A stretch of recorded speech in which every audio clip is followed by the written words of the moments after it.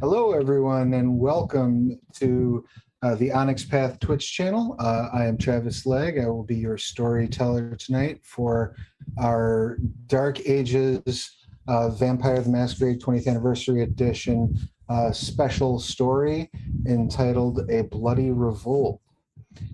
We are running this game to celebrate and call attention to the fact that the Dog Days of Summer sale is on over at Indie Press Revolution. You can pick up several books for 40% off, but chief among them, I would like to call everyone's attention to the Dark Ages V20 Deluxe Edition, which is quite a steal with this sale, and that's up at Indie Press Revolution. Head over there. I'm throwing the link in the chat and pick up a copy of the Dark Ages V20 Deluxe book. It's leather bound. It's got a beautiful cover on it. It's amazing. They also have the deluxe version of Lore of the Clans for V20, the V20 dice, Scion books, Cavaliers of Mars, all kinds of cool stuff is 40% off over there. And that goes, I believe, through the 28th or the 29th. So definitely check that out. That is the reason for our tale tonight. So without further ado, I'll stop flapping my gums and introduce our lovely party. Let's start with Mike. If you could, please tell us who you are, what you do, your pronouns, who you are playing, and their pronouns. I am Mike Mutant, he, him. I am a professional procrastinator, part-time comic artist, in between procrastinations. And yeah, you can find me on Instagram at Mike Mutant, and today I'm playing Luca, the Malkavian twin of Melena's character. Excellent. And that does bring us nicely to Melena. Please give us your pertinence. Hi guys, I'm Melena. I am an artist in Chicago, currently training to be a yoga teacher. And I'm playing Lipa, the Malkavian twin to Mike's character, which is gonna be... I'm so excited. Okay. And I'm just my name, Melena Denino, everywhere you can find me. I'm glad to see how excited the two of you are, and I'm terrified at the prospect of what awaits us. So next up, I guess that brings us to Rachel. If you could, please give us your pertinence. Hello, my name is Rachel. I am Stolen Fire pretty much everywhere on the internet. And tonight I will be playing the Shimisei and Scylla Darvula. Wonderful. Love it. And next up, that will bring us to Corey. Corey, please give us your pertinence. Hi, I'm Corey Frang, aka Narf on the interwebs. And tonight I will be playing Lucy, aka Lucian, who will go by any pronouns that seem appropriate at the time. Love it. And what is Lucy? La Sombra. Sorry. Excellent. Excellent. And then last but not least, new to the channel, but certainly not new to our friend group or the Onyx Path or any of these places. Jessa, please give us your pertinence. Hi, I'm Jessa. I go by she, her. And tonight I will be playing Irina, who is a Malkavian. She is going to be a fun character to play. Outside of the game, I am a freelance editor. You can find me at Ever After Editing on Instagram or Facebook, or just, anywhere else, I guess. Beautiful. Love it. And yes, as we had said at the start, this is Vampire the Dark Ages. The year is 1242. The setting is Transylvania. You have all recently been contacted by letter. Letter was delivered to each of your havens by a Nosferatu courier. That courier indicated to you that the letter was of utmost importance and awaited you reading it. If any of you lacked the skills to do so, he read it to you. The letter was an invitation from Radu, the Prince of Bistris in Transylvania. The nature of the letter was an invitation to come dine in his manor and discuss an issue of the utmost import. He further instructed you that the courier would be your driver and was at your disposal, and that there were vessels set aside for you in the carriage to ensure that your journey was comfortable. Would this invitation pose a problem for any of the assembled?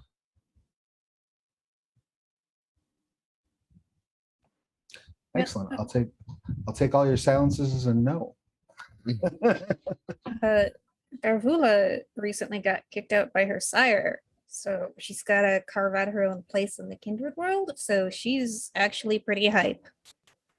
Love it. Excellent. For convenience's sake, we're all going to assume that you are all within a few days at most travel from Bistritz. And as was promised in the letter, on the carriage, apart from it there being enough room for each of you to travel, there are 3 mortals who appear to be dominated to the point of being nonsensical. They're just kind of barely animate, staring off into space most of the time, though they do respond favorably to the kiss. Because I am a benevolent storyteller, we're going to just go ahead and assume everyone's blood pool is full by the time you arrive at Prince Radu's manor.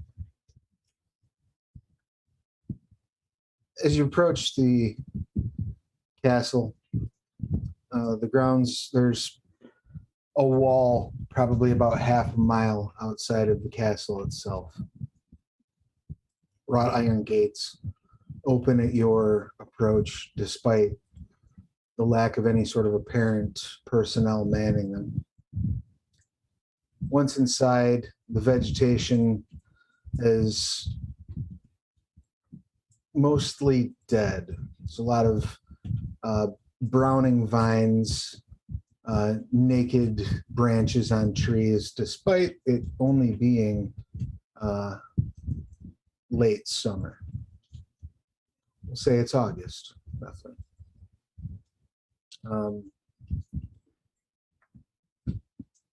As you approach the building itself, there's a small moat around the actual manor, and a drawbridge that is down and open waiting for you. As the carriage touches the bridge, the portcullis on the other side of it begins to raise, leading you into sort of a forecourt that has area for stabling the horses, a place for parking the carriage, and a doorway leading inside to the foyer. The carriage driver hops off, opens the doors, bows deeply, and gestures with a hand to invite you toward the foyer. Quick question. Yes. What kind of moon is? The moon is full overhead.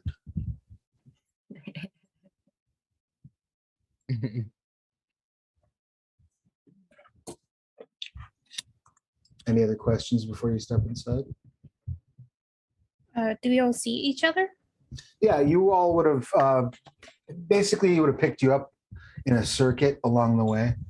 I'll assume just for expedience's sake that you were the last one picked up, probably also the closest.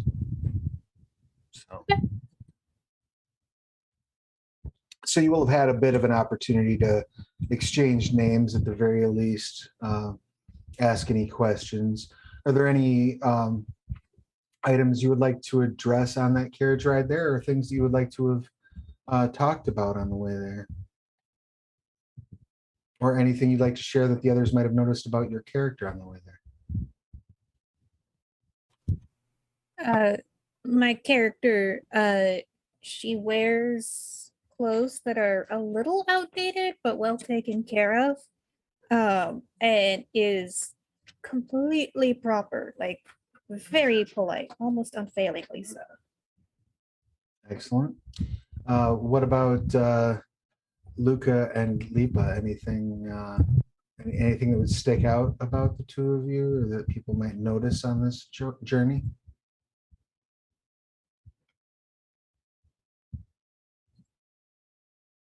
I don't think so. I mean, we're very frail and gaunt looking. Timothy Chalamet and Natalie Dwyer looking ass. What's your manner of dress?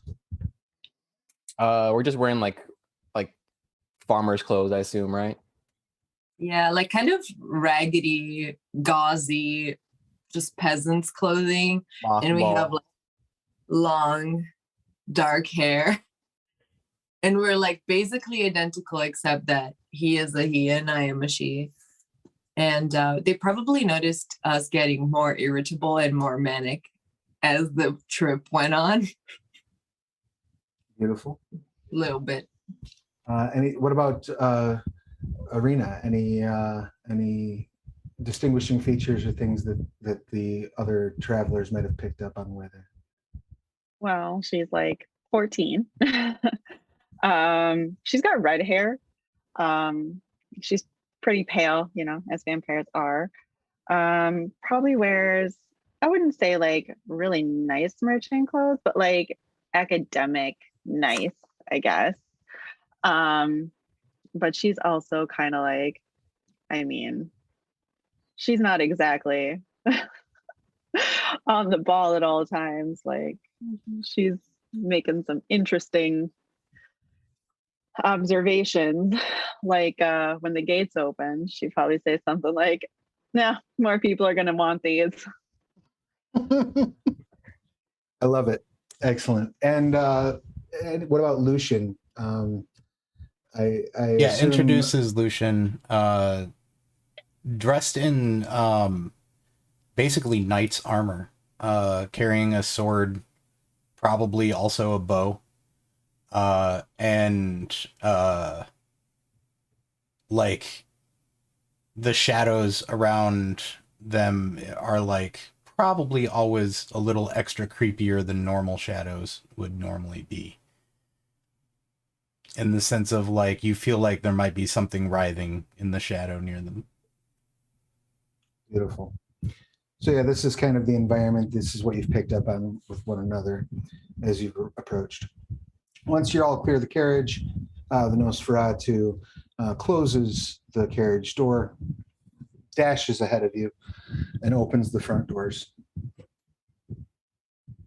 As he does, you see the foyer kind of has, it's kind of like a grand greeting hall. There's a pair of stairs that sort of curve up either side to a central balcony that overlooks the foyer. And standing on that balcony, you see Prince Radu. He's dressed in extremely fine clothing, meticulously groomed, nothing out of place. And he sort of calls down from the balcony and says, "Please enter my home freely and with my gratitude." And he begins to walk down the stairs to greet you in the front area. You all step in. Go ahead. I thank you for your hospitality, and if there's anything I can do as a guest, let me know. Of course. Merely enjoy the company and the meal I have gone to great efforts to prepare. And listen with an open ear to my proposal. I'm certain your journey was lengthier than you may have liked, but I trust it was comfortable. It was very. Thank you for the very generous accommodations. Of course. Luca and his twin are both bowing and curtsying like a little too much. Yeah. I was gonna say I'm curtsying like obnoxiously low. If It he seems almost sarcastic, you know, like we're just doing like extra. No, mine's very sincere, and I also do one of the I do a head nod. nice. What's up? If he is offended or off put by this, he doesn't show it at all. He gestures toward a dining hall and leads each of you in. He takes you to a table. It's like three to a side and then a head and a foot. And he gestures to seating spaces for each of you. The thing that more so than the table and the chairs, as fine as they are crafted, the thing that leaps out to you, though, is the man who is suspended upside down from the ceiling with a stake through his chest above the table. That is quite the statement piece. Yes, I've thought that the conversation would be a bit smoother if our lips were wet with the blood of Tremere. Oh, I love a good you advertising. are indeed a generous host. Thank you so much. That is the least I could do. And he pulls a silver dagger from beneath his cloak and slits the person's throat. And begins running goblets underneath and passing them out to everyone. I will gladly partake. Excellent. Same. Once It was a good year. once everyone has had a goblet, he sits down and implores you all to sit. And he says, this blood stealer was waylaid by some of my scouts on his way to Brashov. It's come to my attention that the then true prince who installed himself there 2 years ago after the dispute among the peasantry has extended offers of friendship and alliance to some of this clan. Now, while I am willing to remain neighborly with the Ventru, I am not so disposed to the children of Tremere. So I have collected you based on your reputations, based on advice from my own personal seer, and based on my desire to see each of you succeed, with a request and an offer of reward. My request is simple. I would like you to destroy every Canaanite in the city of Brashov.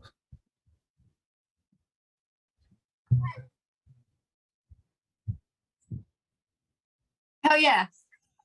Are there a lot of them? To the best of my knowledge, there are 7 in total. No, that's not too bad. That's All it? right. Easy. I am not aware of any additional reinforcements that the Tremere may have sent, but I do know that at least 2 of them have arrived already. And we all know the Tremere are dangerous, and if they're allowed to spread like a vermin, then they will. I don't even like to think about what that would happen.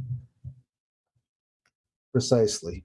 Plus, one of my scouts has noticed at least one of their malformed stone servants in the region. So, in exchange for your services in cleaning out this pest problem, I will offer each of you at your leisure to divide domain over Brashov.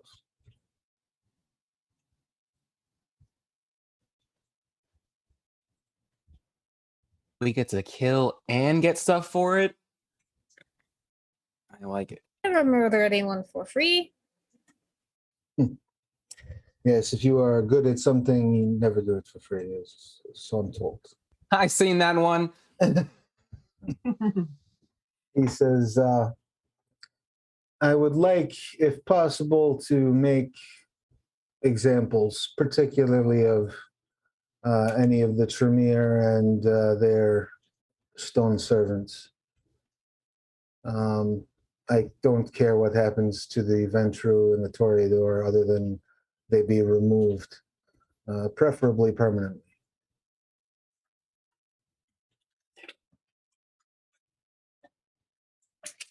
Should you Sounds need easy enough. weapons, my armories are at your disposal.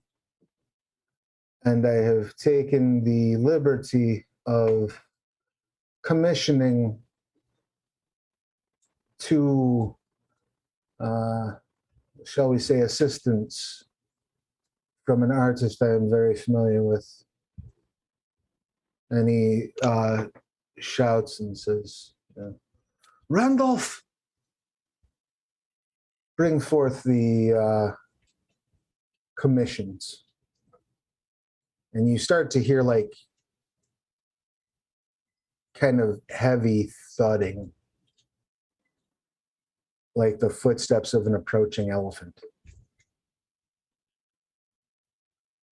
As the Nosferatu servant draws back a curtain and reveals two 15-foot tall masses of flesh and limb and mouths standing in the adjacent chamber.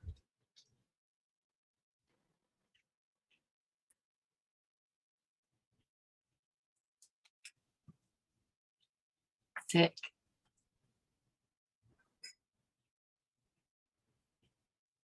Are there any questions? Do you know anything about the people that we're going to be killing? Anything useful that we can use against them? I do know that the Ventru, who fancies himself the prince,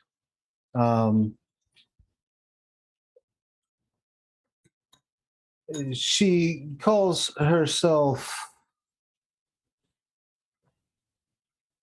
Nova. She is young, an opportunist, came to the land at a time of strife and seized control when those who should properly have ruled it slipped their attention in the wrong direction. She is enamored with a Toreador artistic patron by the name of Rudolph, who she has traveled with since before her time in these lands. I do not know what her connection with the Tremere is. It may very well be that she's simply looking for allies and they are desperate to fit in. But I do know she's leveraged that to gain at least two of them to her side. I do know that both she and her lover each have a child and each maintain a stable of ghouls.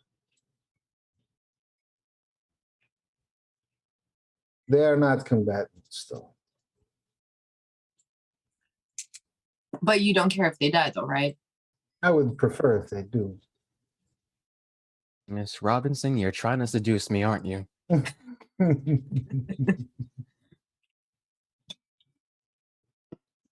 He says, by whatever means is expedient, I do not feel they need to be made example.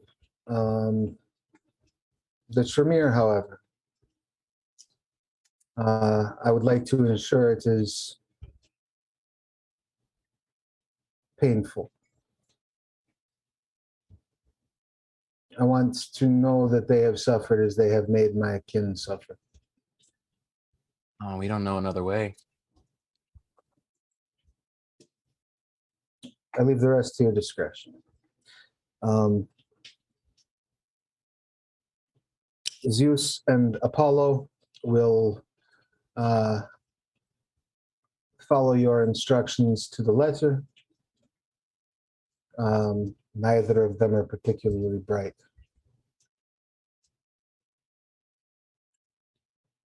And as I said, my armory is at your disposal. Please drink your fill, enjoy the hospitality of the house, the warmth of the hearth, and at sunset tomorrow you may leave for Brashov.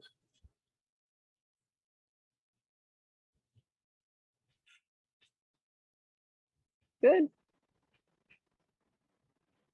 Excellent. Randolph will show you to your quarters, and if you need anything, need it only ask. Now, if you'll excuse me, I have some duties that require my attention. He gets up and sort of glides out of the room. He is graceful.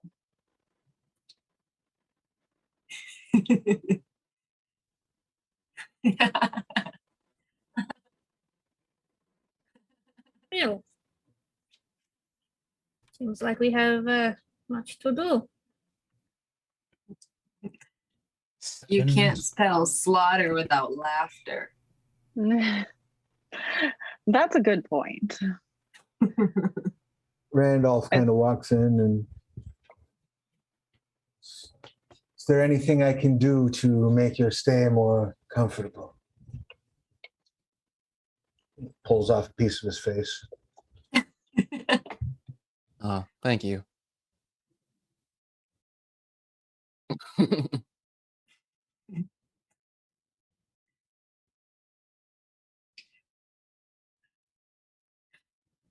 No? Politely look away.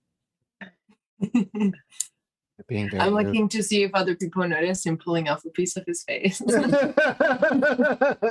Oh no, I'm staring. Golden green is people, you know. In that case, and he reaches into his pocket, pulls out a little bronze bell. It says, if you need me, and sets the bell down on the table and lumbers out. Don't get too close to Zeus and Apollo. The master likes them kept hungry. I pick up the bell immediately and ring it. He stops on a heel and spins and says, yes. I just wanted to see if it really worked. I assure you, I have quite good hearing. Don't let these twisted folds on the side of my head fool you. Would it work just as well if I ring the bell? If any of you ring, I will answer. Him too? Oh man, that's not as fun. He takes off again. What would you all like to do for the remainder of the evening? I think we're just tap dancing in the corner. Yeah. I was gonna say, I probably have some books or something, but if there's maps of the area or maps of the city that he left us with, I don't know if there's any information like that around. I'd try to study it as someone who has some soldiering plans, what would be the most direct way to try to attack these. Yeah. If you asked for any sort of maps or any sort of intelligence, Randolph gathers Yeah. you a hand-drawn map of the area. This is from our best scouts, and lays them out for you. Why don't you go ahead as you're looking those over? Why don't you give me why don't we say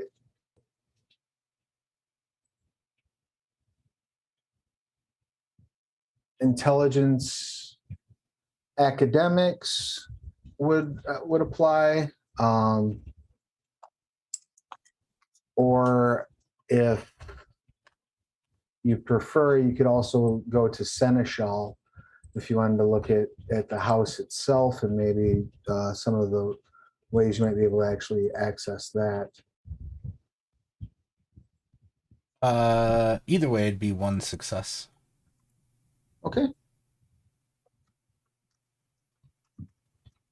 A single one. So you have basically 3 sets of map. You have a map of the greater Brasov region. You have a map of the outside grounds of the actual manor that Prince Nova lives at.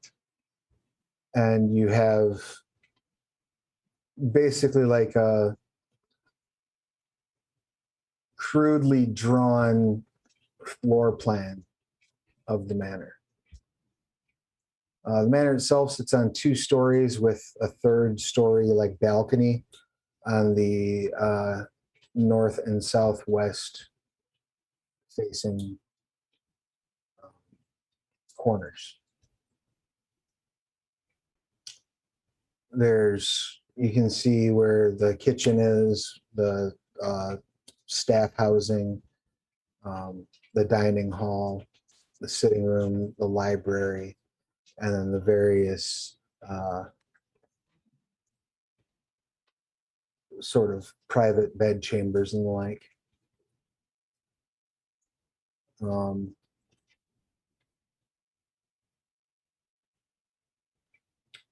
Nothing leaps out at you as being like this is our tactical move necessarily. Well, everyone dies is the plan, right? Right. Yeah. So. While you're looking at maps, Luca and me are gonna go to the armory and just swing stuff around. Yeah. Okay. And I'm gonna explore the house and grounds. Kind of wander around. I would like to see if there's a library and hang out at the library. Excellent. Nerd. Is there is there anything in particular you're seeking at the library? If he has like anything rare, or unique, yeah, I've got 3 dots of occult, so anything that jumps out. How is your academics? 2. Excellent. Go ahead and give me just intelligence or perception. Give me a perception academics one. Difficulty will be 6. Bring up my die roller.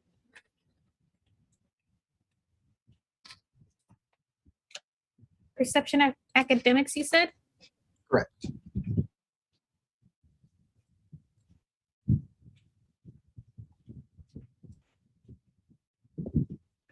Oh, 2 10s. Excellent. Do you have any specialties? I totally whipped on doing that. Right. No specialties. In the way it works in 20th anniversary edition is 10s just count as 2 successes if you have a specialty that applies. So how many successes in total? 2? Yeah. Excellent. So if I rolled 2 10s, so that'll be 4 successes. Okay. Wait, no. If you've got specialties, I'm sorry. Yep. No, you're fine. So you find a book that leaps out at you pretty much right away, which is a collection of notes and essays on the road of metamorphosis. It seems cool. it seems as though this prince is, at the very least, flirting with the concept of the flesh crafting arts. If The not flesh golems practicing them didn't give it already. away. Well, he did note that those were commissioned.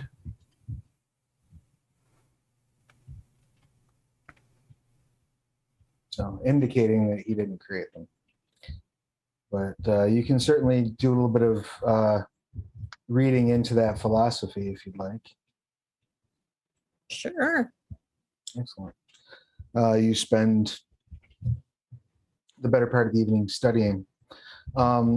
So, Arena, you said you were going to sort of explore the house and the grounds. Is there anything in particular that you're looking for?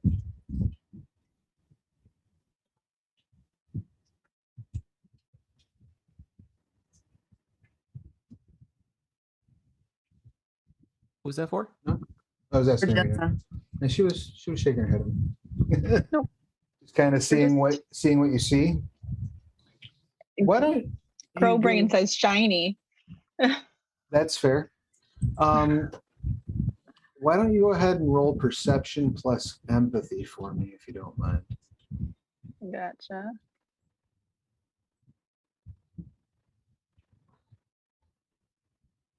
That's going to be a difficulty 8.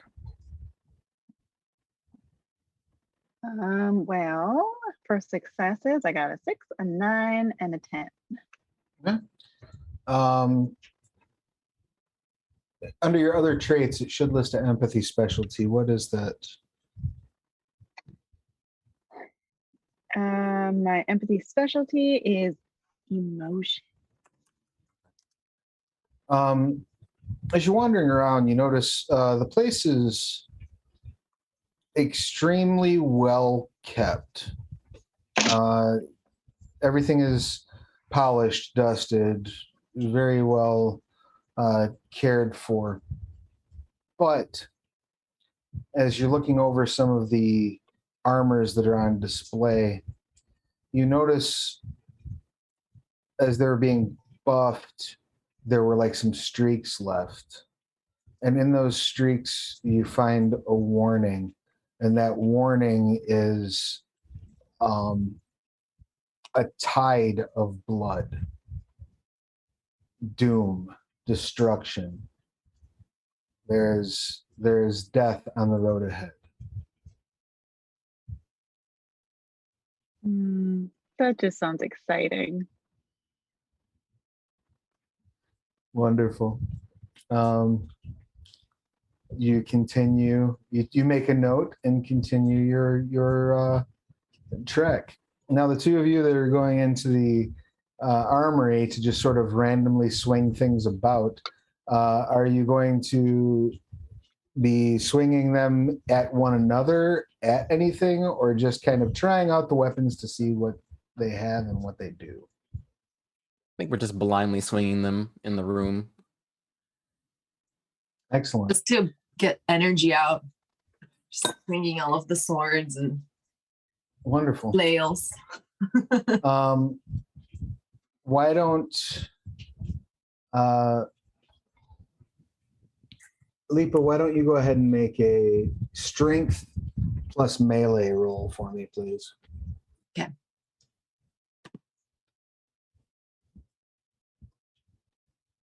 Difficulty is 6. Okay. 1. That's it. Strength and melee. Yep. And it's a D10. Yeah, it is a D10. 6! Holy shit! So you got 1 success.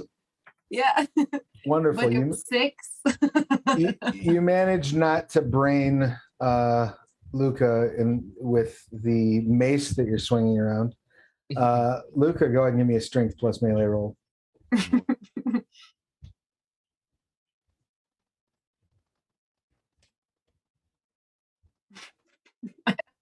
Done.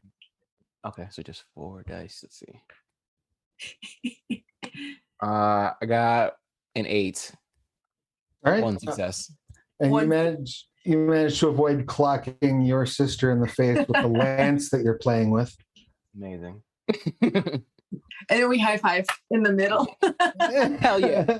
You Nice. you guys just remind me of those twins from the How to Train Your Dragon series.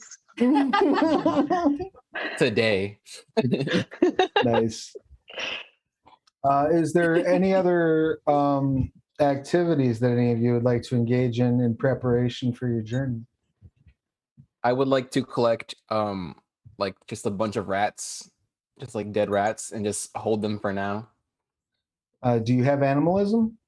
No, I want to just like find them and then You're like gonna try to just like hunt some rats? yeah, just like a bunch as much as I can. All right. Give me I will a help, obviously. perception alertness roll at difficulty 6. You can both roll if you're working together. Perception, alertness. Yes. What is the difference between alertness and awareness? We had a really long talk about this. Alertness is your mundane senses. It is noticing a thing happening in the regular world. Is somebody sneaking up on me? Is something happening? You know, who's that moving in the bush over there? That's alertness. Awareness is keying into the supernatural.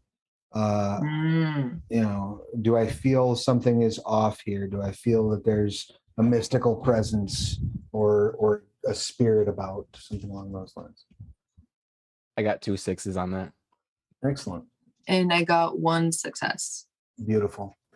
So you're able to collect 5 rats. None of them survive the collection process. You're like grabbing them and snapping necks, and it's not great. We're so excited to hold a rat. Yeah, you're getting a little too excited. I think I broke it. Run, little guy. And with that, if there's no other business, you all make your way to your various chambers where you're able to bed down for the day. Wait. I got the rats because I wanted to put them on someone while they were sleeping. Who did you want to try to put them on while they're sleeping? Let's do eeny, meeny, miny, mo. Eeny, meeny, miny, mo. Who do you want to? How do you want to get to them? I guess is the other question. We have obfuscate. Excellent. Have you selected a target? What was Rachel's name again? Darvula. Darvula. I changed it in the Zoom. Okay. Javula. Excellent.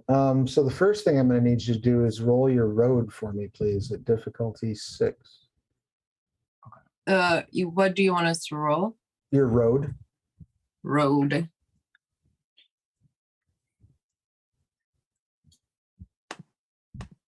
Two successes. I got 1, 2, 3, 4, 5 successes, but one of them is a 10. Okay. So you're totally fine staying awake in the early part of the morning. But Luca is kind of dragging a little bit. Frank is a lot of energy. I like I'm carrying him on my back. You get up to the door of the chamber where Darvula is sleeping. Now, Darvula, would you lock your door when you go to sleep? In a manor full of weird canites that I don't know, absolutely. Okay. So the door is locked. Did you want to try to pick that lock or find another way to open it? All right. And who's going to do the actual lock picking? I'm tired, so it probably wouldn't be me. Yeah, I'll do it. I'm like holding him, and he has the bag of rats, and I'm like. You can roll dexterity and ledger domain, but you cannot roll more dice than you have in your road. Dexterity and ledger domain. Where is Yep. it? Ah, there it is. Okay, I don't have any in there. All right, cool. I got 1 success. All right, you click and blink around with the lock for a few minutes, and finally it does pop. Darvula, go ahead and give me a perception and alertness roll. I think we use obfuscate. Do I have to roll obfuscate? Well, you may have used obfuscate to get there, but once you started picking a lock, do you have what level of obfuscate do you have? 4. Oh, okay. So yeah. They came prepared. Yeah, we did. And do you have Auspex, Darvula? 2 dots. Excellent. So go ahead and give me a wits plus Auspex versus we'll say it'll be Lipa's dexterity and obfuscate. Dex And, and obfuscate or no, Dex. Yeah, that makes sense. and you cannot roll more dice than you have. Neither one of you can roll more dice than you have in your road. All right. So I got 1 success on the perception. Okay. And then what was everything you wanted me to roll? I'm sorry. Wits and obfuscate. Or I'm sorry, wits and Auspex.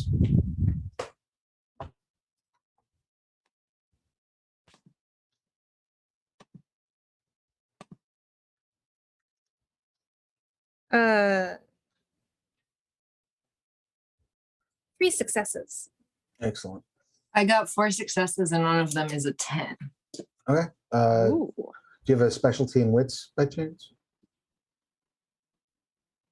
No. Or I'm sorry, in dexterity. Yeah. You do. Okay. Mhm. What is it? It was lock picking. It's funny. Doesn't apply to the being quiet, but it's funny.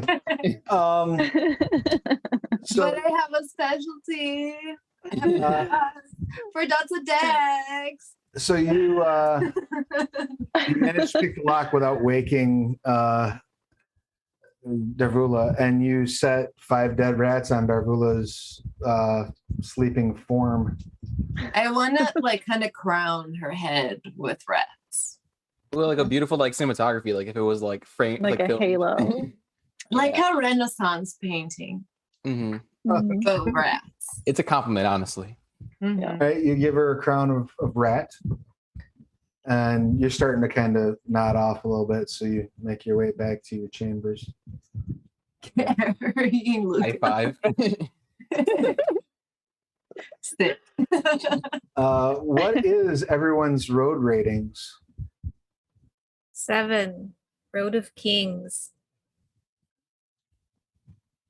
I'm 6 in the Road of the Abyss. Beautiful. 7, Path of Pleasure. And what's your rating at Lipa? The same. Excuse me. 7? Okay. And then Arena, you have what? I am 5 with humanity. Excellent. Okay. So you'll be waking up last. The rest of you will, Very sleepy. yeah, the rest of you will wake up pretty much the moment the sun drops beyond the horizon. You are all down 1 blood point. Probably about 10 minutes later, Arena will rise. But I am a growing teenager and I need my sleep. That's fair. So when you rise, Darvula, and you feel and smell the rat corpses surrounding you, what would you like to do?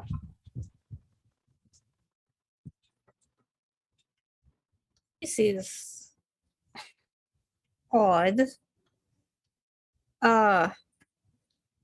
She thinks that the Lord of the Manor that Radu is trying to send her a message. She's like, I don't know how to interpret this. I love it. That's amazing. Is this an insult? Is it a gift? Is it a warning? Beautiful. You all make your way out of the chambers where you find the Nosferatu servant waiting for you. And he asks, is there anything that you need me to pack into the carriage before we make our way for Brassov? I would like to swing by the armory. There were weapons promised. It's Yes. a mess in there, babe. Right this way. I don't know that. I'm No, gonna go telling with. you. I'm telling you that okay. right now. Like it's a mess in there, babe. It's I feel like I have a I'm going handful with of to the flails. So you're going with to the armory, Justin? Yeah, Anyone You have else? an armful of flails, like a flower bouquet. Or flails. holding them. Love it. Like, Love it. Yeah, pretty much anything you could ask from a medieval armory is present.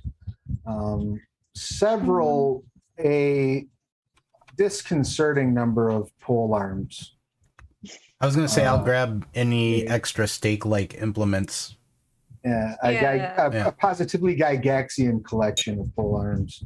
Oh goodness, that seems I'm gonna get that seems like uncalled for. I'm gonna get a sword. I'm gonna get they had got like a long bow or a short bow and some arrows. A suit of chainmail. And yeah, Corey's character has a good idea. Like if there's a stake, arm up with a couple stakes or two. Yeah. There's probably like 2 bandoliers of stakes. There are far more like pikes and things along those, the kind of thing you would like impale someone from a horse and then put them up in your front lawn with. I mean, kind of cool, but probably not the tactics we're going to be using here. I mean, I'll take a that's few of fair those enough. because I could use some of those tactics. How very Vlad the Impaler.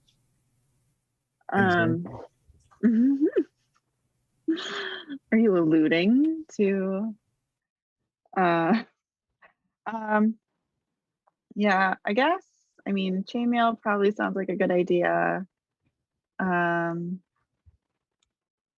Stakes always sound like a good idea.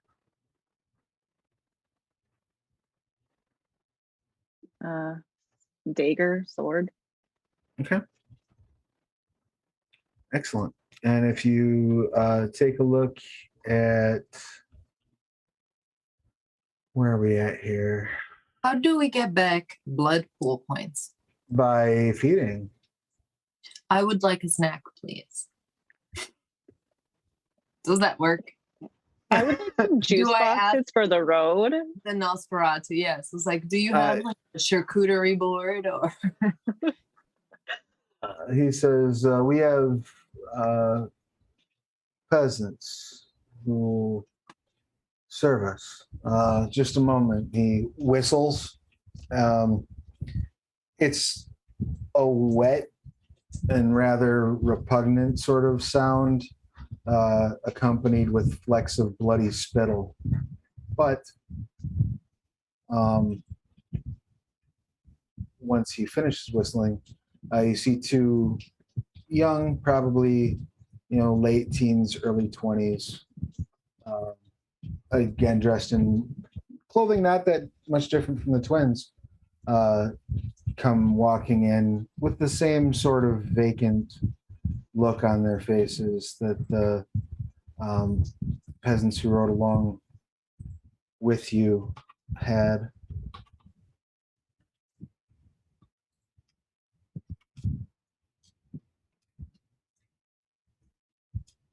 Bon appetit.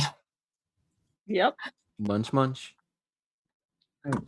So each of you are only down a blood. Is everyone going to be feeding on these people? Yeah. I mean, might as well be ready. Important question, Travis.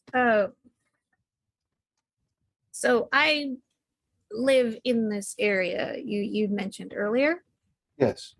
The city we are going to, is that far enough away to not count as home anymore? I would say that the entirety of Transylvania will count as home for your purposes. Okay, cool. So you won't have any real concerns there. As far as weapons go, any weapons you might want would be found on page 349 of the Dark Ages book. The armors and shields are on page 350. Go ahead and make note of whatever you would like to get your hands on. And I just want to remind our audience that the Dark Ages book I'm referring to is on sale over at Indie Press Revolution for 40% off. You should go get the deluxe version. It's super dope. It's very pretty. It's very, very pretty. So yeah, you're welcome to note down whatever Sorry, weapons you like. what page did you say? 350 is armor, 349 is weapons. Gotcha. Thanks. Do any of you have any questions about or see anything that's not available there? Would a mace count as a flail or a morning star, I guess? Yeah, a mace would count as a mace would count as a mace. Unless they're under blunt weapons.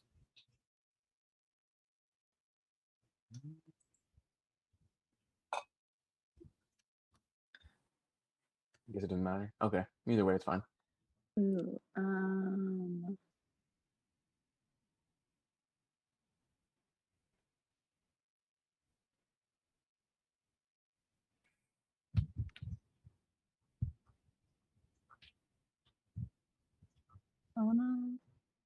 want to dual wield axes. That sounds cool. Nice. I'm imagining a 13-year-old holding a dual wield axe. Come on, motherfuckers! Yeah, Come at me, bro. Come at me. do your best Lizzie Borden impression. Anything that Lucian is picking up?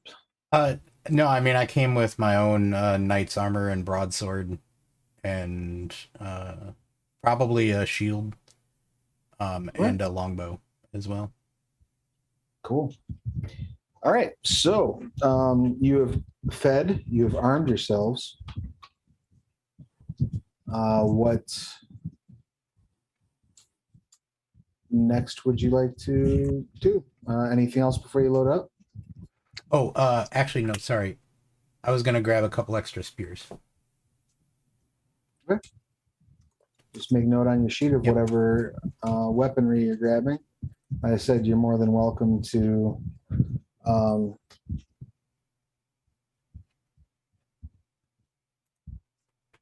load yourselves up. You have the carriage, so you can certainly bring more weapons with you than you would be able to carry on your person. And where would you like to go first, I guess? Are you going to head straight to the manor and go for a frontal assault? Or do you have some other plan?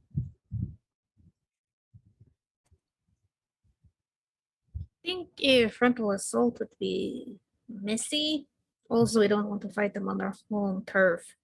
We need to figure out a way to lure them out into somewhere we have a home field advantage, I think.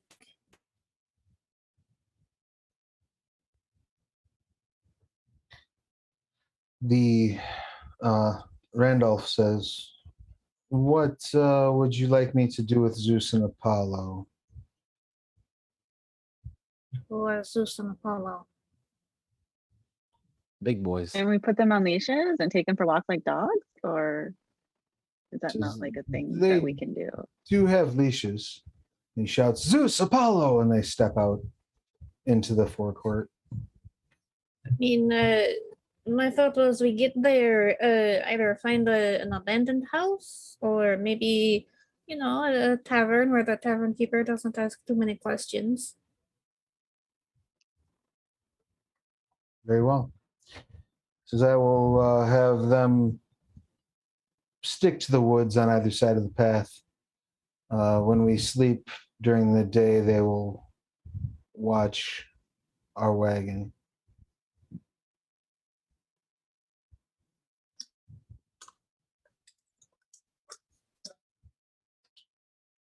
You head out.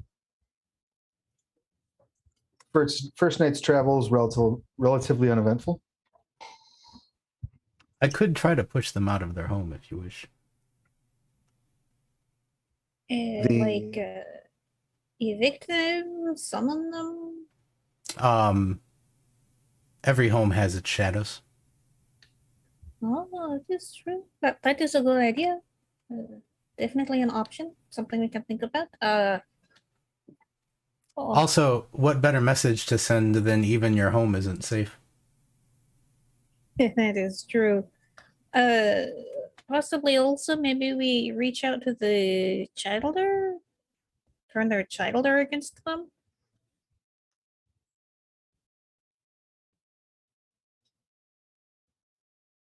Although it's entirely possible that the childer don't have any choice if they are bloodbound. They probably are.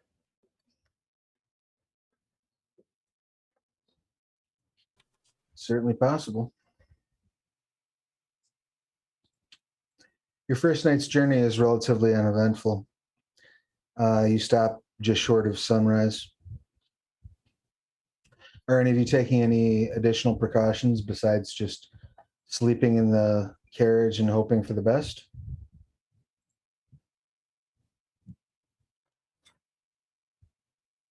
I Excellent. think so. I mean, that seems just wrap myself further in, you know. I Put an mean, extra blankie on. it would probably freak everyone else out, but my normal bedtime routine would probably be to like summon Nocturne, like the Obtenebration 2, to like make it extra dark. You're like throwing a shroud Yeah. out. But like other people might not be into that. Or I might say, if we're gonna fight together, you should get used to my darkness anyway, and be like, All right, that's fine. Yeah. I want to Same. request a nightlight. yeah, right. There isn't Does one. anybody have any objection to sleeping in a shroud of night? No. Yeah. Inky pitch blackness fills the inside of the carriage. What is it? Manipulation I- occult. I believe so, yes. I would very much like to start treating the abominations as pets. I want to I want to like pet them and like like take them for walks. I want to make them my pets. Why don't you go ahead and give me a manipulation and empathy roll, please? All right.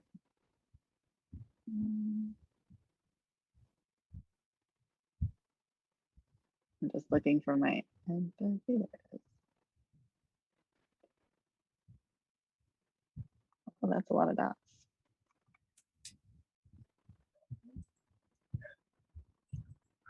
I have a question about how Corey's shadow works with our animate shadow. In what sense? It's our In the flaw. sense that like our shadows are murderous, and do they get more powerful if there's more shadow, or do they have to be the shadow of our body, so we have to be in a light source for them to be powerful? Like, how do our murder shadows work? That's a flaw that you possess, correct? Yeah. Yes. Page 427. Okay. I would think you would need a light source because the larger your shadow is how powerful it can be. Yeah, I mean, at the end of the day, it only creates a disturbing Mm-hmm. image of your shadow moving. Having said that, though, that is absolutely something that your dear La Sombra friend can manipulate and make Real. add a little more oomph to. Yeah. So sadly, anyone inside the Shrouded Knight, which includes myself, is at a -2 stamina. Just heads up. It's inky blackness. And how long does So I that broke- persist? end of scene, I think. Yeah, probably. So it'll be gone by the time you wake. Yeah. How many successes did you get on that roll, Jessa? 4, a 10, a 9, a 6, and a 6. Oh, concentration. Excellent. So yeah, once you fall asleep, then it goes away. I probably try to stay in it as long as I can, though, because And you have it's the abyss. a empathy specialty in emotions, right? Yeah. So we'll count that as 5 successes that you can divide between Zeus and Apollo as to how much of a liking they have taken to you. I mean, I just want to split it evenly. Okay, well, 5 is unfortunately not an even number. So Okay. Well, which one would you like to like a little more? Apollo. Excellent. So Apollo is kind of following you like a puppy dog a little bit more than Zeus is. They both seem to like you fine, but Apollo, you have to, like tell to sit if you want to not have Apollo like up your backside. Yes. So you rest that first day. The second night, you'll arrive in Brasov probably about 2 or 3 hours after sundown. You'll all be down 1 blood. What would you like to do upon arriving to the village? Brasov is interesting in that the construction of the buildings is so tight together that there are actually very few places where foot traffic is under exposed sky. The rooftops basically touch everywhere except for the street itself. Oh, this just got easier. All we have to do is burn it down. Look at all that. The fire will spread quickly. I like fire. I'm like your style. not a very big fan of fire. I'd prefer to cover it neither in am I, but blackness, that's why we set it and then run. Why don't each of you go ahead and give me a perception and alertness roll, if you don't mind, as your carriage is pulling up. The driver does stop and command Zeus and Apollo to wait outside of the town in the woods, but when that happens, just give me that perception awareness roll. I have 1 success. 2 successes. Our successes are combined. Do ones take away in this system? Ones do not reduce your successes. You just will botch if you, I think, let me double check that actually. All right, because I got a 9 and a 6 and then a 1.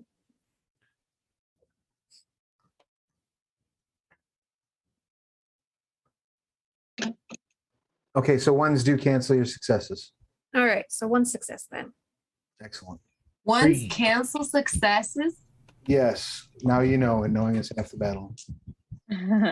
I rolled 6 dice and I got all 6s and above. Nice. I'm gonna pretend I didn't hear that one thing. I only really accounted for my first roll. I got 2 1s on my first roll, whatever that was. Well, don't worry about it now, but just going forward, your ones will cancel. Anybody else? Anybody else? Any successes? I got 3. 6 for Jessica, 3 for you. Okay. And we got 3 combined, me and Mike. So Never mind. as you're stopping and discuss and you hear the Nosferatu tell the war ghouls to go into the woods and hide, you kind of stop and like look up, Arena, and you see a very large bat-like creature I sort want of to make it my friend. overhead. And with 6 successes, you like kind of look in at it and realize it's not a bat-like creature so much as it is a humanoid, human-sized, particularly large muscular human, with about a 9-foot wingspan flying overhead, looking down at Neat. you. So you said you wanted to make it your friend. How would you like to try to do that? I want to wave at it. All right, so you just start waving upward. Yep, I sure do. All right. It banks hard and takes off. Now that Did you want the bird? Irina's waving, you all can see this shape sort of moving through the sky. Is it an animal? No, it looks humanoid. I I'm would like gonna to cast alert to see Unseen that. Presence. All right. Go ahead and make your roll for. Well, you just turn on unseen presence. That's fine. What were you Yeah. going to say, Rachel? Sorry. I would like to use Read the Soul to figure out what kind of creature that is. Sure. And that is a perception empathy. Is that correct? Yeah, perception empathy. Not build this character the way I should have.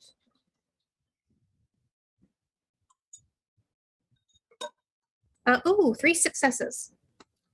Excellent. Nice. So you can definitely tell that they are kindred. I'm just looking to see what the other pieces of information you would gain.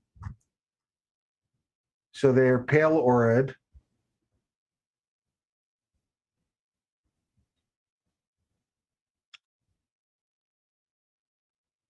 You find that they have a dark blue is sort of the primary color, giving you a sensation that they're suspicious or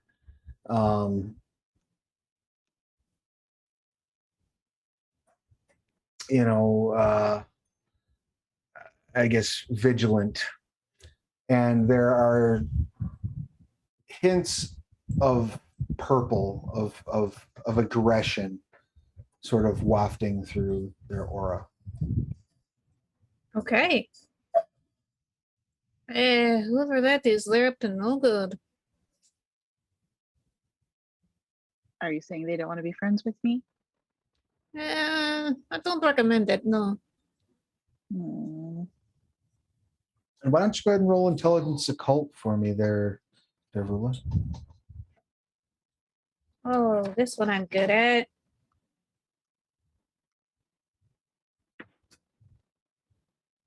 Oh. No.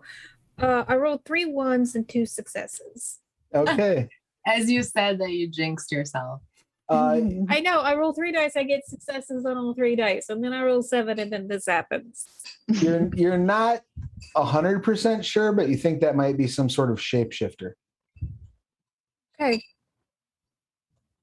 Oh no. Oh, this might be bad. Cause if werewolves can fly, we're all in trouble. That sounds even better. I I'm grab. gonna follow it. I've always wanted a puppy that could fly. I'm gonna No, follow it. No. If you ever meet a werewolf, you run away. That's what you do. You're gonna just I've already started following him. hop off and start following. All right. Yep, I sure do. Roll perception alertness for me to see if you can keep on top of him or underneath him, I should say. What are the rest of you doing as you see Irina hop out of the carriage and start heading that way? I mean, I We didn't still- think Arena was suicidal, but Is it a vampire? She will be missed. Deja vu. a shapeshifter of some kind, I think. How many successes did you get in your perception? I got 2. All right, so you're still able to kind of keep, now that you've got eyes on it, you're able to follow it. You like run out, sort of leap up onto the city wall, or running like along the city wall, and you see it fly to a rooftop where there's another creature of similar size and stature sitting perched, and it lands next to the other creature, and they begin speaking. Can I hear them? Do you have aspects? I do. Okay. if you activate your heightened senses, you certainly can hear them. All right, I do that. Excellent. They're speaking a very sort of pidgin Latin. Do you have academics? I've got one in academics. That's enough that you can suss out kind of what they're talking about. I get the gist. He's saying carriage full of what I can only assume are kindred, traveling with two of the fiend's abominations.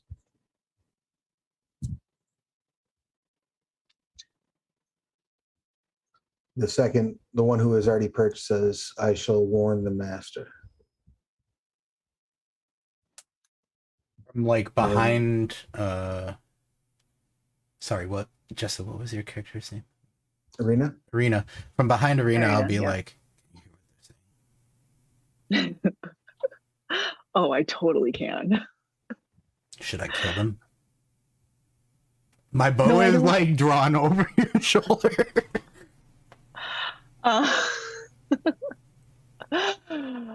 I'm really torn because I want to be friends, but like the one is going off to ward whoever their master is.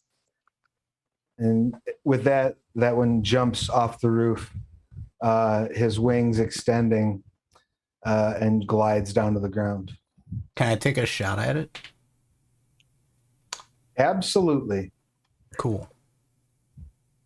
Roll dexterity and archery, please. Yeah.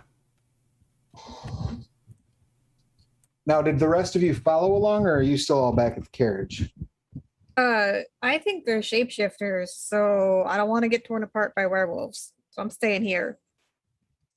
What's the difficulty of a longbow shot at this range? Let's see, what did I say? 359? 349, I think. 349. Yeah, longbow.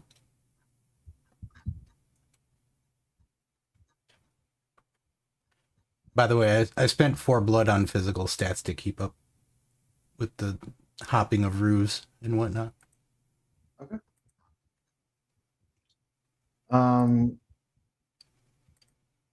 So you're going to be operating at a long range.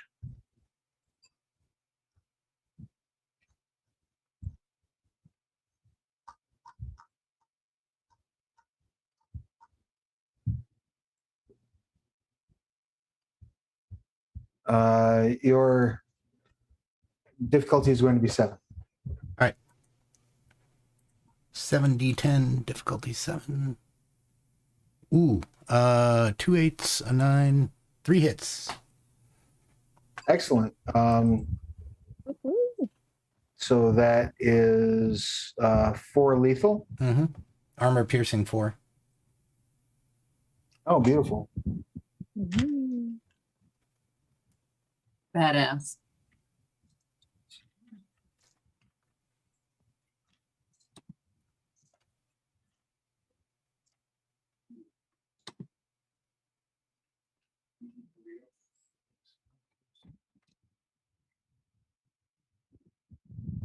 And you got how many to hit? 3?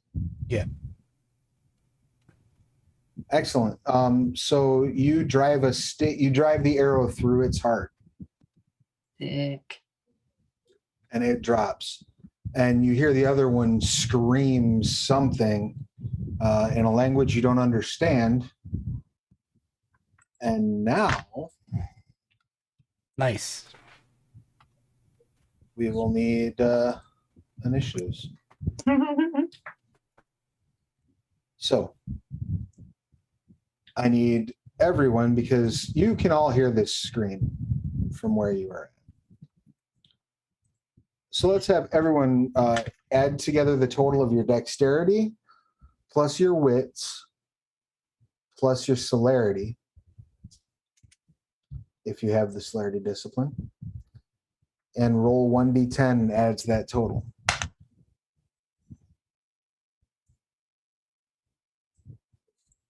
Three successes. 12.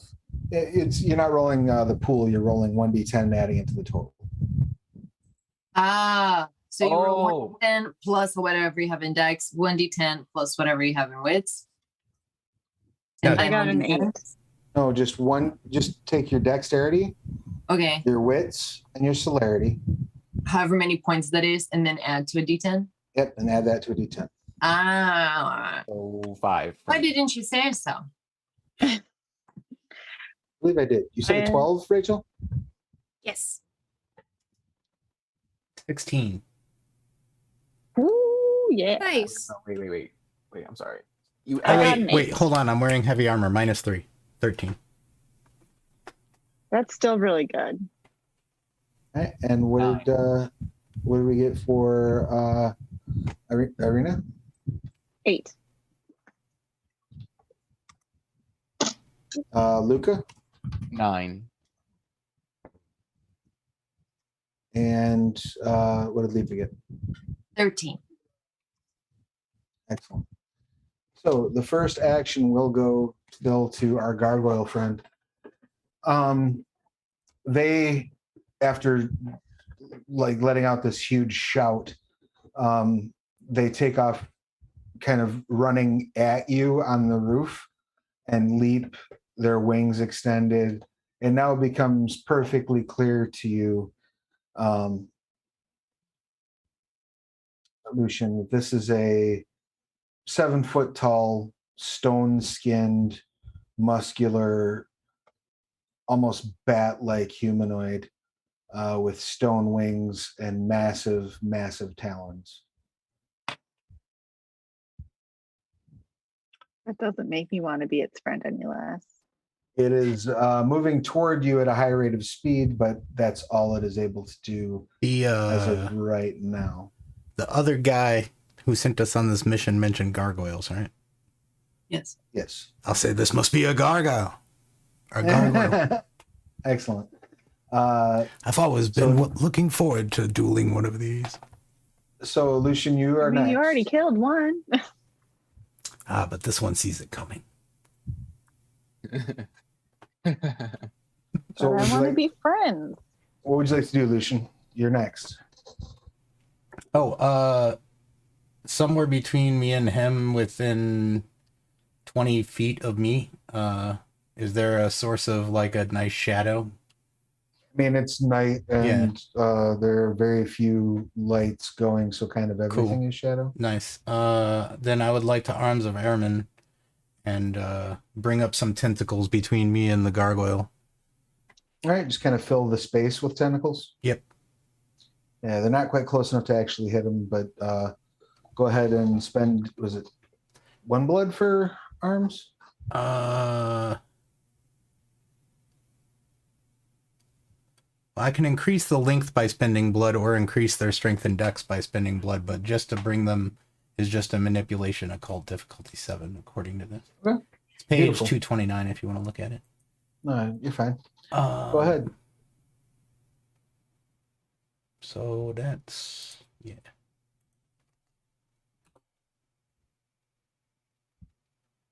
One, two, three, 4 hits. So 4 tentacles. Excellent. And they all have a strength and dex of 6. Beautiful. Yeah. Cool. I'm going to try to catch the gargoyle as it's coming with it. That's my plan. Okay. You have summoned the arms. You're going to try to reach up and grab that gargoyle when they get in range. That next up would be Lipa. What would you like to do? I'm going to use Fire Voice on the gargoyle. Okay. And that is dementation? Yeah, dementation level 4. All right. You're going to need to probably move closer, would be my guess, but I'm looking it up right now.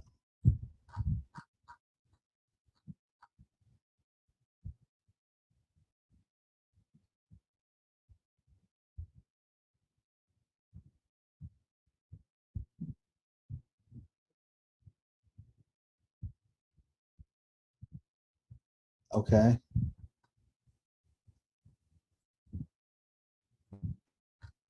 Okay. Yeah, so he just has to be able to hear you. So you can shout and use it for sure. And that doesn't require anything except a manipulation plus empathy roll. Yeah. Cool. Which But for me is yes. it does take 3 turns before it turns on. Like you have to keep talking for 3 turns. Oh, okay. But go ahead and make your roll now. Manipulation, empathy. empathy. And do I roll obfuscate too, or just manipulation, empathy? Just manipulation empathy.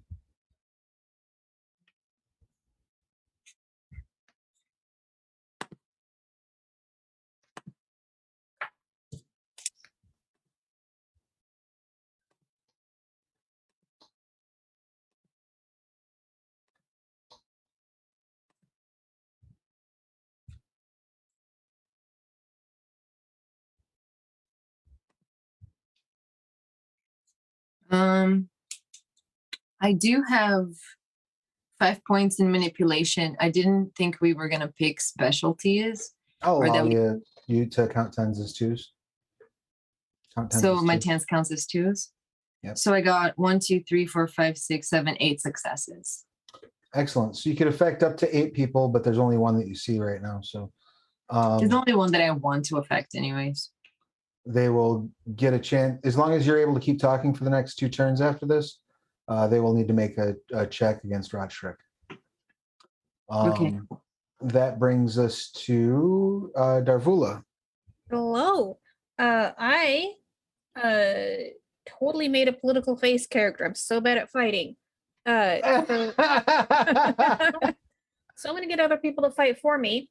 I'm gonna use animalism to call the wild. So is this is it still up in the air? It is still up in the air, yes. All right. I'm going to summon as many raptors as I can and order them to attack. Excellent.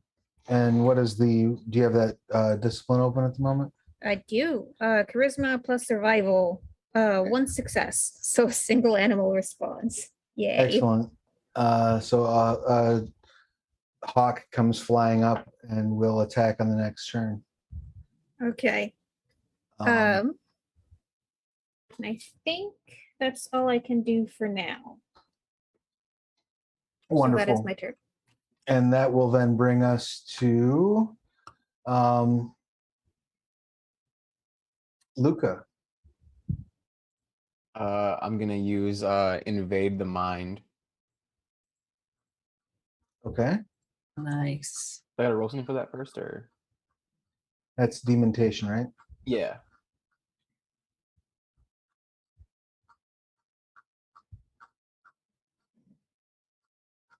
What level is that?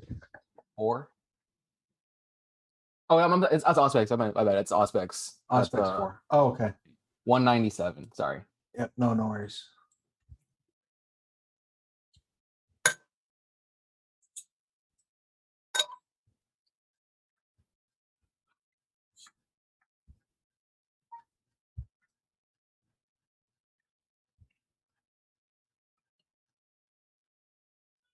So your aim here is to implant thoughts. Yeah.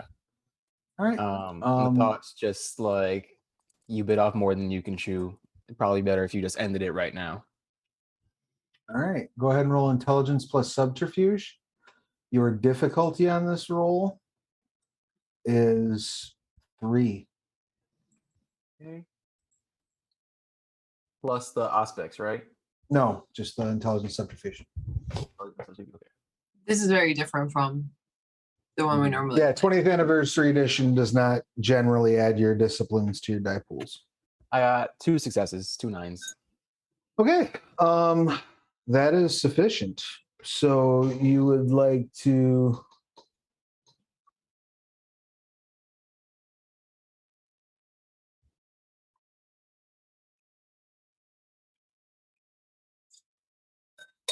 And what is the thought you would like to say?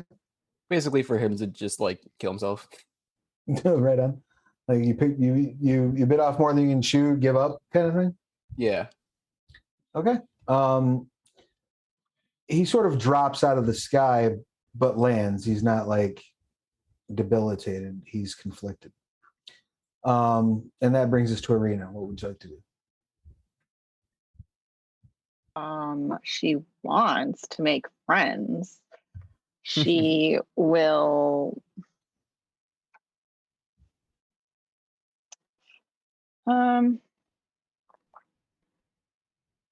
About this time, by the way, you do hear Apollo stepping up behind you. hey buddy. Do you wanna, and I'm just gonna like motion at it. All right. If you would like to specifically command Apollo to do so, you may use your turn to do that, or you may take another action. It's up to you. Yeah, I'll ask him to. All right. Apollo walks through the city wall, sending brick flying, lets out a horrific roar, and starts making his way to the gargoyle. Still a little bit distant away to be able to actually hit him this turn, but he's closing that distance. So that brings us to the end of the first round.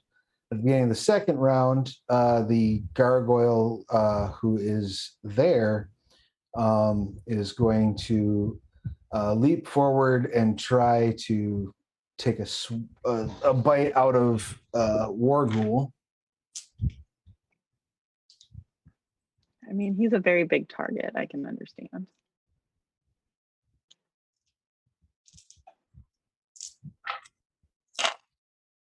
Yeah, that's 4 successes to grapple the Warghoul. The Warghoul is going to try to get out of the way, failing to do so.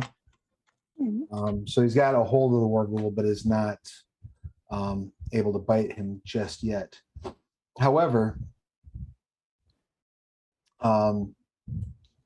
the kindred inside of that manor are now responding. So one of them is going to unstake the gargoyle who is staked out on the lawn.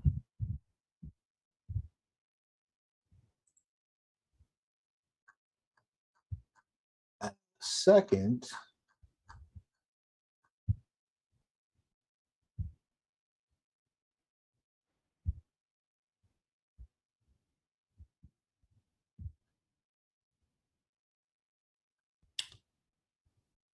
is going to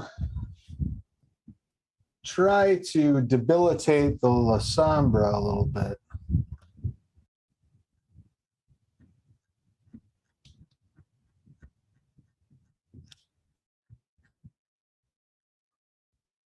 How, you may ask?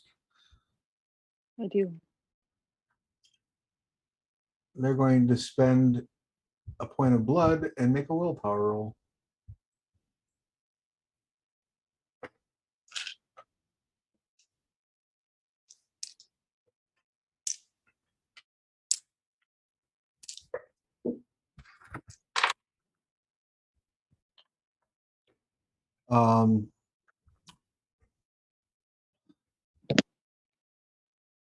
Lucian, you lose 3 blood points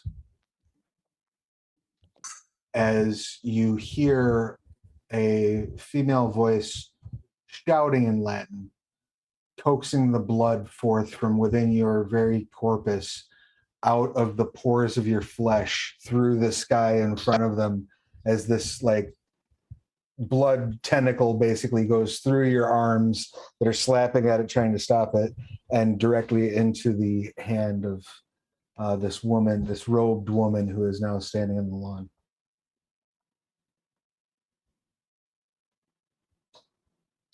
The gargoyle is going to sink its teeth into Apollo.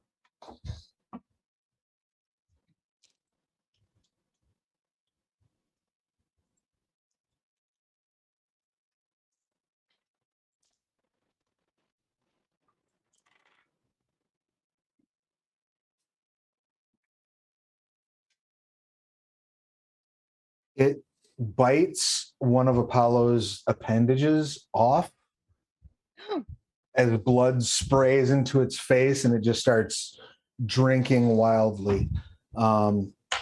It's going to need to make a self-control roll.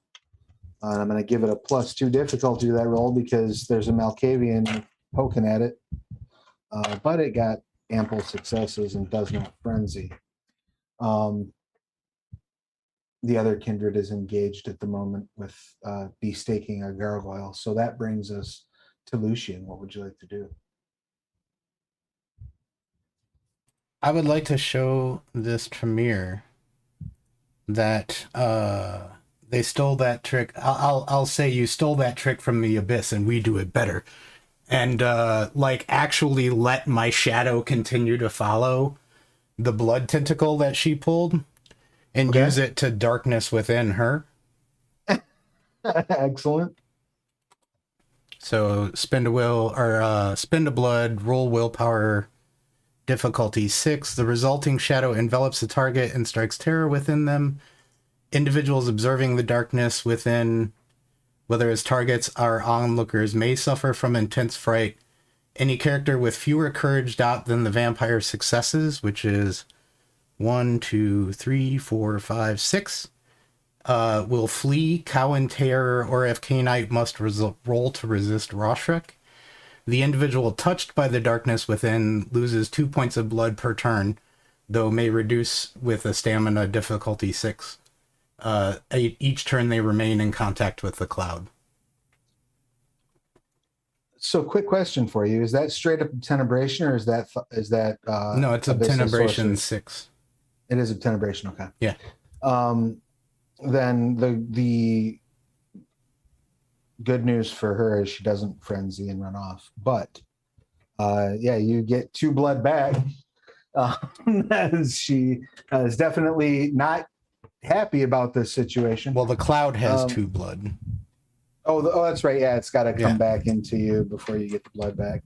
But yeah, you send the blood cloud after her, and she screams, but it has not caused her to frenzy and fear. That brings us then to Lipa. What would you like to do? I'm continuing my fire voice turn. Excellent. So this is the second turn. Yep, and you can take another action as long as it doesn't require you to talk to do something else. Oh, cool. You just have to be speaking to that person for 3 turns for it to take effect. All right, awesome. I don't know what else I can do. Running in closer is perfectly valid if that's something you would like to do. Okay. Slightly. I don't want to get too far away from Luca though, so I'll stay like within 6 feet of Luca. Okay. Excellent. That then will bring us to Darvula. Hey.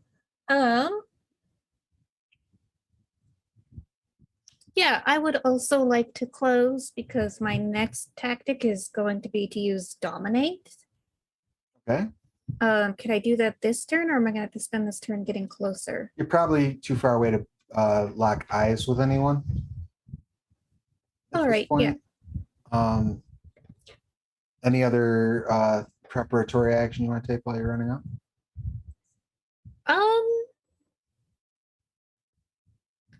I'm going to spend 2 blood points to increase my stamina. Excellent. Please make a note of that. That then will bring us down to Luca. I'm gonna keep on pace with Lipa, and I'm gonna use Incubus Humor on the gargoyle she's going towards. Excellent. 213 in case. Yep. So that's manipulation plus empathy. Mhm. Each success extends the duration of the inflamed humor. Okay, so you're basically kicking up the difficulty of his rat trick roll. Yeah. Love it. All right, go ahead and roll manipulation empathy. Your difficulty is going to be 5. Okay. These gargoyles are going to get schooled.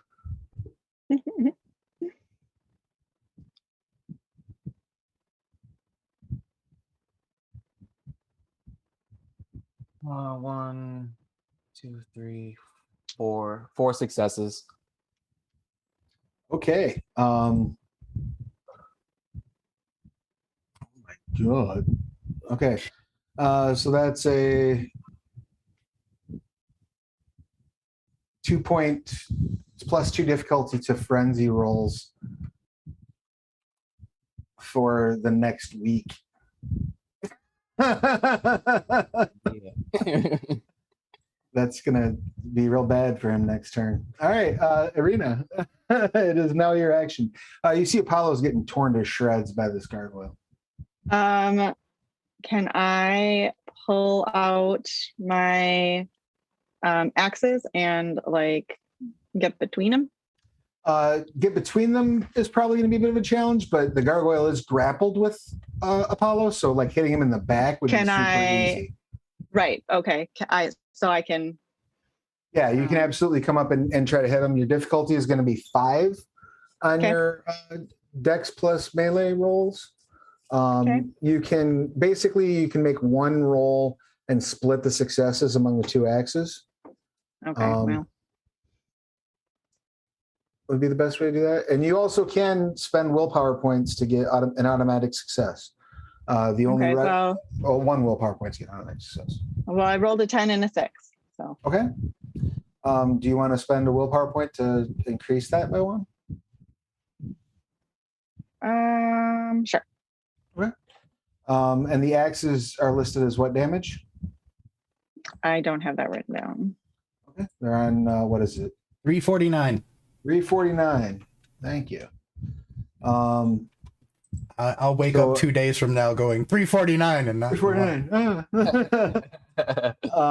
So they're hand axes, so they're strength +2 lethal. So go ahead and roll your strength +2 twice. One of them will get an additional, and then the other one will get 2 additional.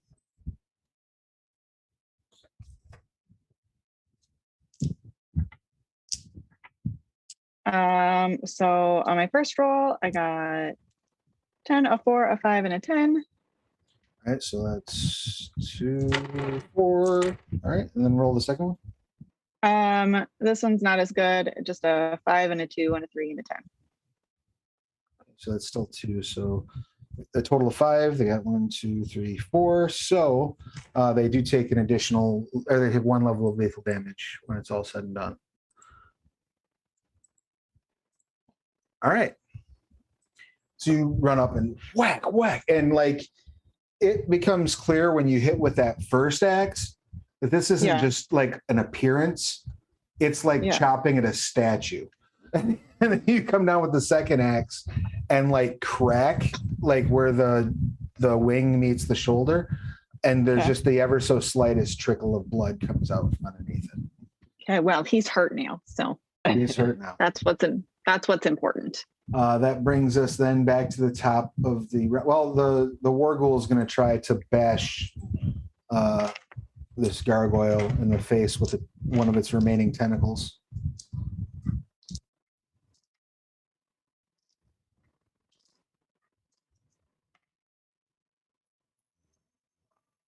Two, 3, 4, 5, 6, 7, 8. Jesus Christ. 9, 10, 9 successes. Good. Of which the gargoyle soaks 1. So it brings a tentacle like up around the back, and you see as this tentacle sort of swings loose, you see that there's like various teeth and fingernails and other bits of like bone chip sticking out of the bottom of the tentacle, almost like some twisted flesh crafted mockery of a octopus's suckers. And it just wraps entirely around the gargoyle's like face and neck. And as Apollo pulls the tentacle back, it just shreds the head, and blood goes just spraying everywhere as the rest of the gargoyle's body turns to dust. Hell yeah. Excellent. That is 1 gargoyle down. We come back to the top of the order. The other gargoyle who has been stabbed rejoins the battlefield, spending 4 blood to heal the 4 lethal that he had suffered as he leaps flinging himself through the air at full speed toward our Lasombra friend. He's basically coming at you like, full on Kal-El style, just fist first at your face piece. Are you going to make any attempt to duck, or are you just going to sit there? Through the tentacles? Take it. Oh, yeah, you got tentacles you can use. So basically, roll the strength of the tentacles as an attempt to, like, grapple him on the way through. That sound fair? Yeah, I'm kind of locked in being a... like, the darkness is currently pouring out of me and over to the Tremere that attacked me earlier, so... That's fair. What was the difficulty for the strength roll on the tentacle? 6. 3. Excellent. Just 3. So what I'm going to rule, since this is a tie, is you didn't grab him with the tentacles, but you did get him off his kilter enough that he was not able to hit you. So he's now between you and the tentacles, but that means the tentacles are still within reach of him. Make sense? Yep. Okay. Cool. The Tremere is also going to take this opportunity to act, and they are unhappy. They're still in a cloud of darkness, and unless they're, I assume they have some sort of counter magic stopping them from being as scared, but they should be scared. They just did really, really good on their courage roll. Cool. Otherwise, no, they would be running away, peeing directly in their pants. But you do see they lose 2 more points of blood, 2 points per turn, unless they roll stamina. Difficulty 6 for each. Stamina, you say? Mm-hmm. And so 2 successes would reduce that to 0? I assume. Oh, okay. And then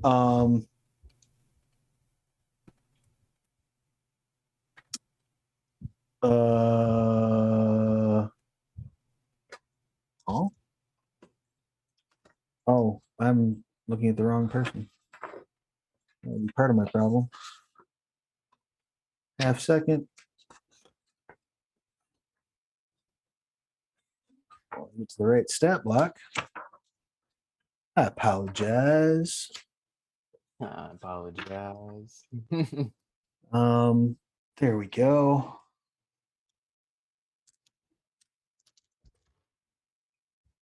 So that's 3 successes. So they do not lose any further blood.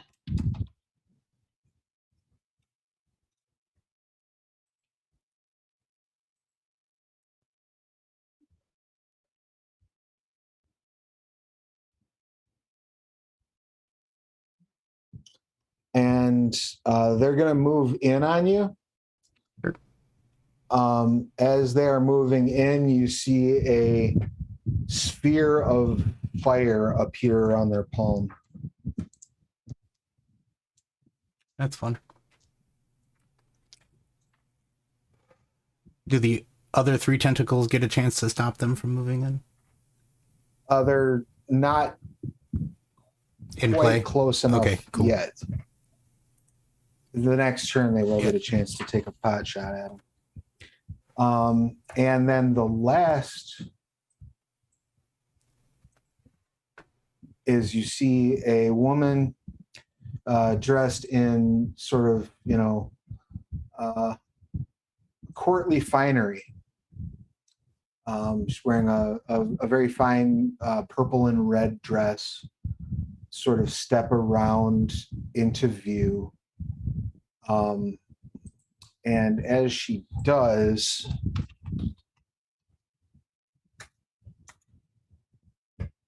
I'm going to go ahead and need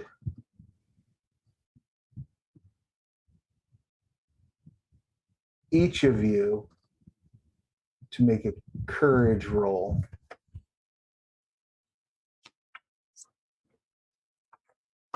Your difficulty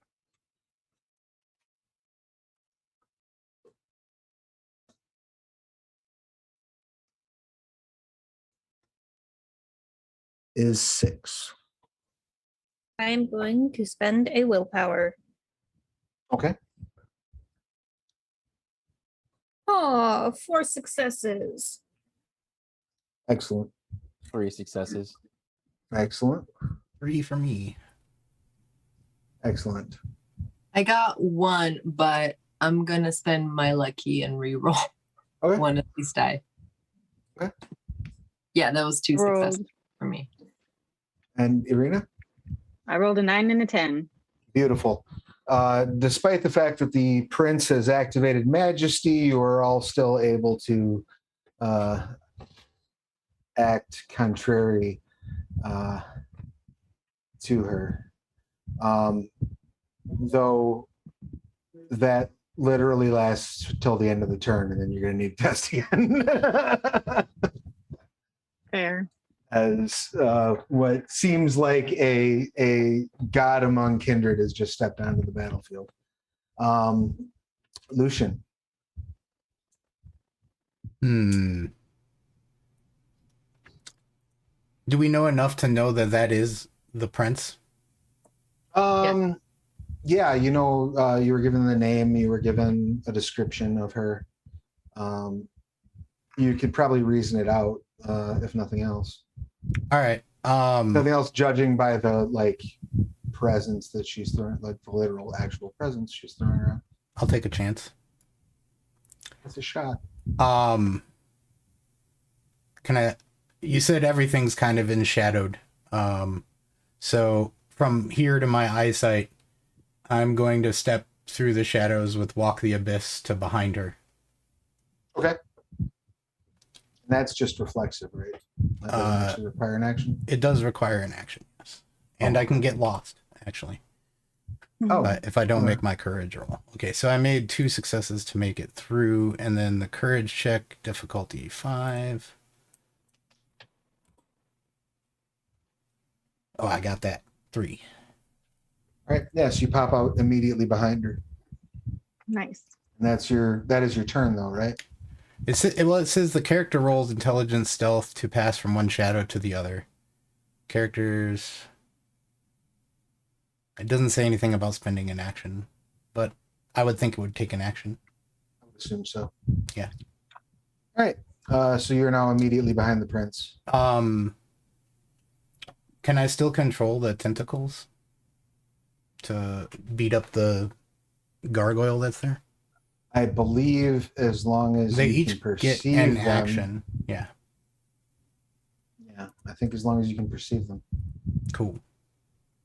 Well, they're going to take a swings. And what did you get on your intelligence stealth when you were stepping through? 2. Just want to see if the Tremere noticed you. Hop out the other side. You know what I'm saying? Mm-hmm. The one prepping a fireball for my face. Right. Oh, luckily for them, the cloud dissipated and came back to me. Okay. Because that's a concentration thing. Okay. But yeah. Cool.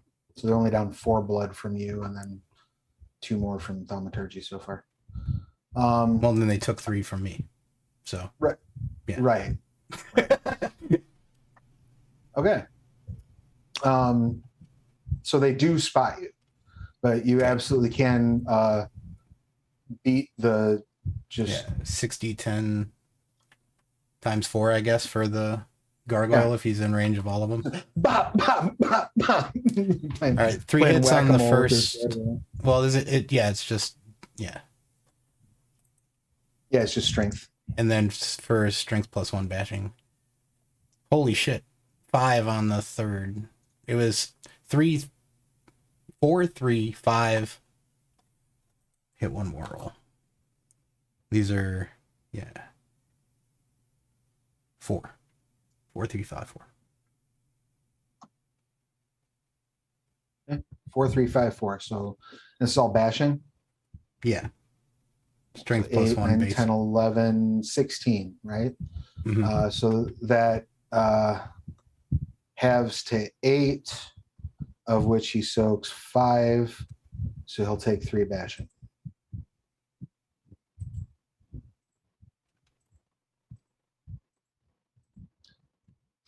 Bam, bam, bam. You are drumming out a funky beat on this gargoyle. And that then will bring us to Lipa. So I have a question. I have an answer. Fire voice says it affects. I rolled enough to affect 8 people. Yes. And but you've been talking the whole time, so now it's good to go. So now the people that have shown up since before the gargoyle exploded, they showed up on my second turn. So now I'm on the second turn with these people. Right? So you've been screaming this whole time. Yeah. They've been hearing you. Yeah. I think it's safe to say they've been hearing you. So you're on the third turn. You can apply it to the new arrivals in the battlefield. Yes, and I will do so. I think that's perfectly fair. Cool. Unfortunately, the one who was sort of primed to lose their shit He died. did get turned to dust. Yes. By your war goal, but Yes. them's the breaks. Yeah, those things happen. Those things do happen. Give me just a half a second to get back up to dementation here. It says affected victims immediately fly into a Rorschach-like blind fear. Vampires may make a Rorschach test at a +2 difficulty to resist the power. Okay, excellent. The So, frenzy or fear lasts for a scene, with the soul haunting effect lasting for an additional night thereafter. excellent. All right. So the Tremere holds his shit together. The gargoyle is fine. What? I am so disappointed in myself. The Tremere got 3 successes. The gargoyle got 6. Let's see how the prince does. At a +2 difficulty? Yes. And to affect the prince with it, you're going to need to roll your courage difficulty 6. Otherwise, you won't be able to affect the prince with it. So I just roll my courage. Yep. 2 successes. Okay, so you can target the prince. The prince did get 2 to resist the Rorschach, but the only one who's completely resisted the Rorschach at this point is the gargoyle. So if either the prince or the Tremere fail on their next roll, they still will go into frenzy because it takes 5 successes to avoid a frenzy. Cool. All right. So that's just resolving what you've been doing. Now that you're closer, that you're up close into the fray, what would you like to do?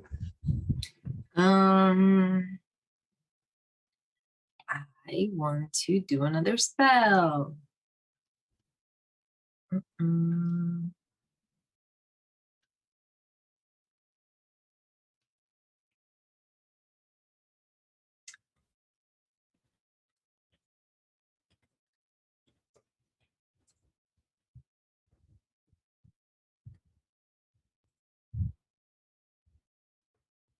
Do you need a moment? I'm thinking I'm going to use Incubus Humor on someone to make them rage against each other. Is that a thing? I mean, you can, because so I'll reason that that the prince and the Tremere are the two that are still struggling with your power. So you can choose one of those two to be your target for your Incubus Humor. Absolutely. Okay. So I'll target the prince with my Incubus Humor. Excellent. So you need to roll like the balls on me, right? You need to roll manipulation, empathy, and your difficulty is 6. Exactly what I would have done. Let's do it. Manipulation, empathy. We got a thing against princes in our campaigns. Yeah. Weird. It's like they're the establishment. And we don't like that. We definitely do not.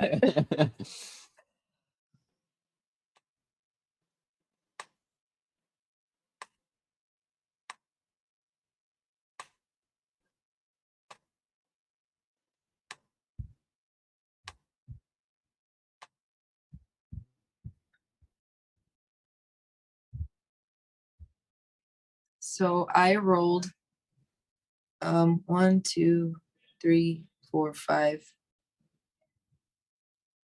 Hang on. So I rolled 1, 2, 3, 4, 5, 6 successes. Oh my 2 of them goodness. are tens, so 8 successes.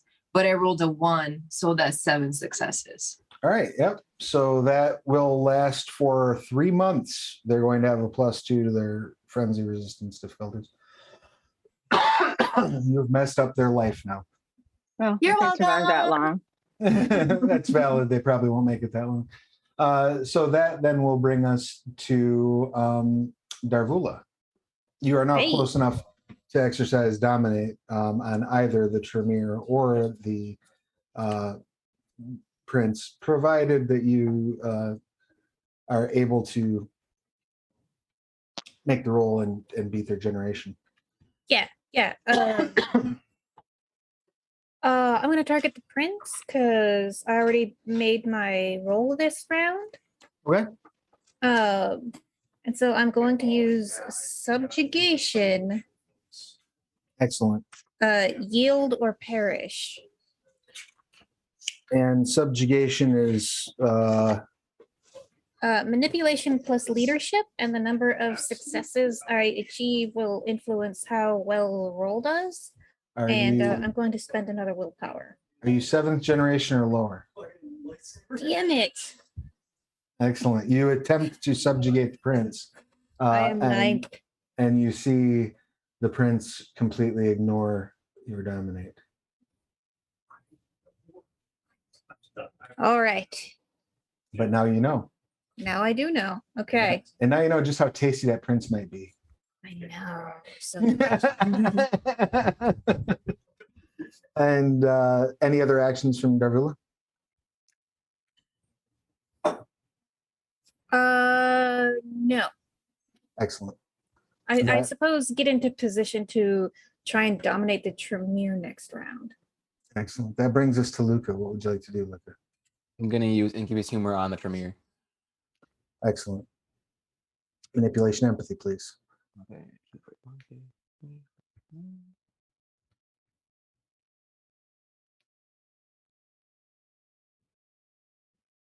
Ooh, okay. Ooh. 1, 2, 3, 4, 5, 6. And wait. 1, 2, 3, 4, 5. Yeah, it's 5, but one of them is a 10, so it's 6. Excellent. No zeros. Or no ones, I mean. So they they also will have a +2 difficulty for the next 3 months. Hell yeah. Overachievers. Very, very good. Irina, it is your turn. Well, I am going to turn to my buddy and make sure he's okay. You want to like make an intelligence medicine roll, or do you want to just feed him some blood, or what was your means of making sure he's okay? Well, first of all, I want to see if he's like dying. Yeah, it's going to probably be intelligence medicine. Okay. Your difficulty is going to be 8 because his physiology is a bit unusual.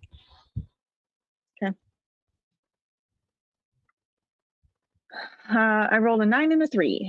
Excellent. That's enough. So you can tell that the wounds from where the gargoyle bit the limb off are trying to stitch themselves together, but it's a very slow process.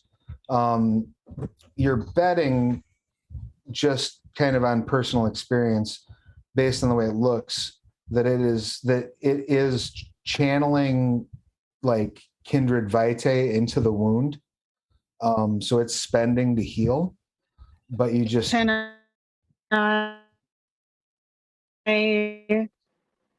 feed it gargoyle it just killed?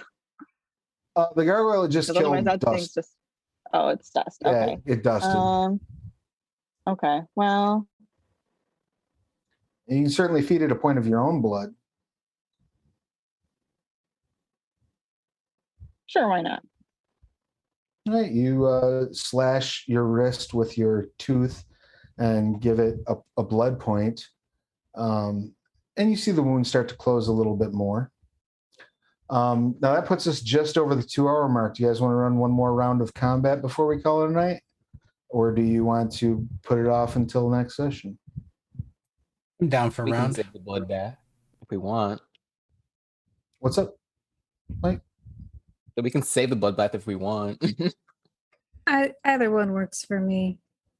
I do got to get up early in the morning. So All right. Well, let's everyone make sure that you have noted what you've spent to increase your attributes so that you don't lose that. And any other ongoing effects, make sure you have a note so we don't forget those. Any questions, comments, complaints, or concerns about tonight's session?